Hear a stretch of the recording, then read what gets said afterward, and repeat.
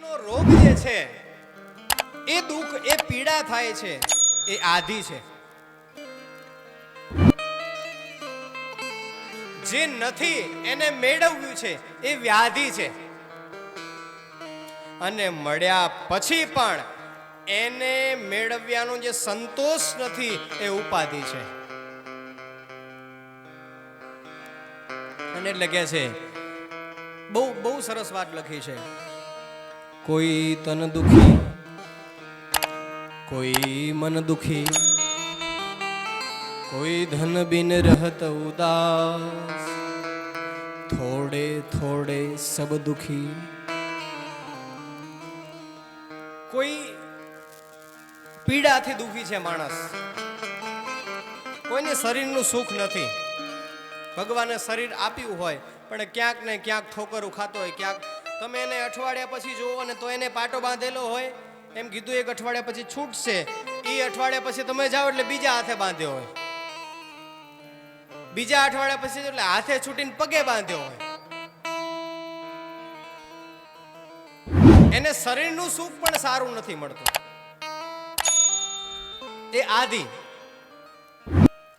બીજા નંબરની અંદર છે પણ એને ભોગવી નથી શકતો. સરસ એસી છે, સરસ સામે ટીવી છે 50 ઇંચનું, ટીવી હાથમાં રિમોટ છે અને આખું ઘર રિમોટ ઉપર ચાલે છે, પણ ટીવી એને જોવું છે પણ ભગવાને એની પાસેથી આંખ લઈ લીધી છે. એ વ્યાધિ છે.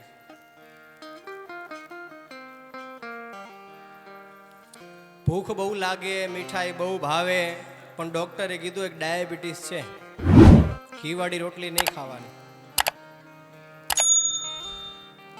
છે. બધું જ છે. પરિવાર સારો છે, ઘરમાં અનાજ સારું આવે છે, ભોજન સારું બને છે, ખાવાની ક્ષમતા સારી છે, પણ ડોક્ટરે એકવાર કહી દીધું ડાયાબિટીસ છે એટલે ઘીવાળી રોટલી ઘરમાં ના મળે. આ ઉપાધિ કે જેને મળ્યા પછી પણ એ માણી શકતો નથી.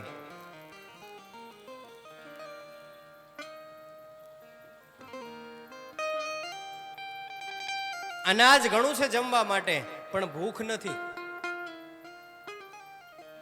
ઘરમાં એસી સારું ઠંડક આપે છે પણ ઊંઘ નથી.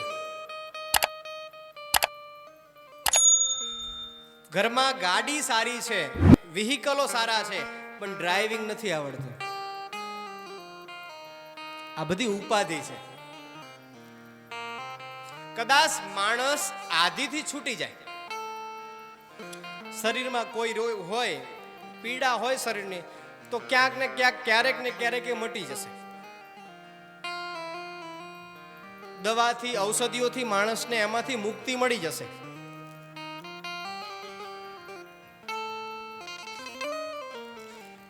આધિમાંથી માણસ છૂટી જશે, વ્યાધિમાંથી કદાચ છૂટી જશે છે, પણ તે છતાં ડોક્ટરના કહેવાથી એ કરી નથી શકતો.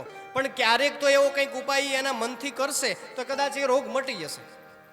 ડાયાબિટીસ હશે, 6 મહિના 12 મહિના 2 વર્ષ રોટલી નહીં ખાય તો એને મટી જશે. કદાચ આધિની અને વ્યાધિની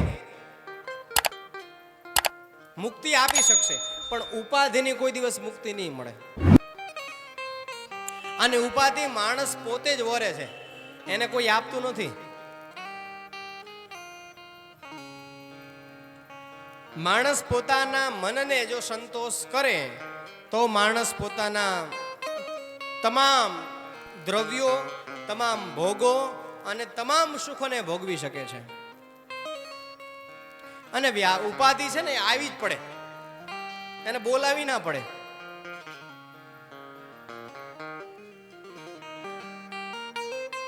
માટે ભગવાને કીધું તાપત્રય વિનાશાય શ્રી કૃષ્ણાય વયમ નમઃ. આ ત્રણેય પ્રકારના જો મારે તમારે તાપને મટાડવા હોય તો એવા કૃષ્ણને મારે તમારે નમસ્કાર કરવા પડશે.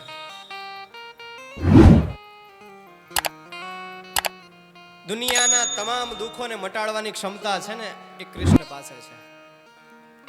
કહેવાય છે કે સારી લક્ષ્મીની પ્રાપ્તિ કરવી હોય તો લક્ષ્મીને ભજવી પડે. કુળની ઉન્નતિ જોઈતી હોય, પરિવારને એકત્રિત કરવો હોય, પરિવારને સ્થિર કરવો હોય તો કુળદેવીને ભજવા પડે.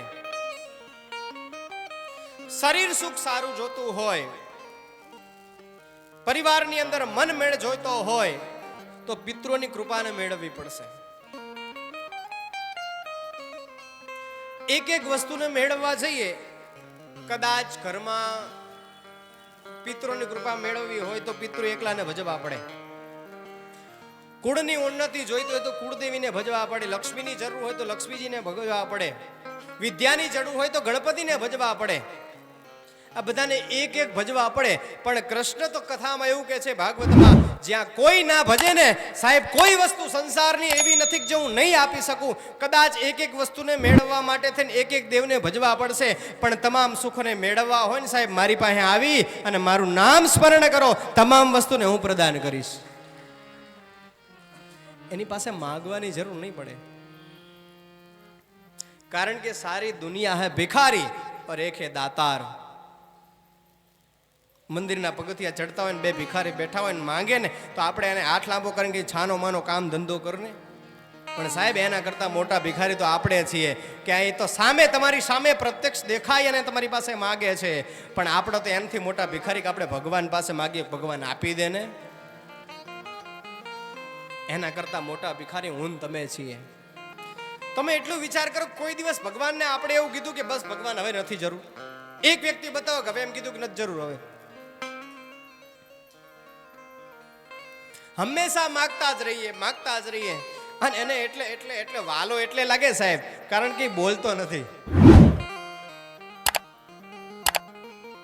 ઈ એની ક્રિયા નથી કરતો. ભગવાન વાલો શું કામ લાગે ખબર છે?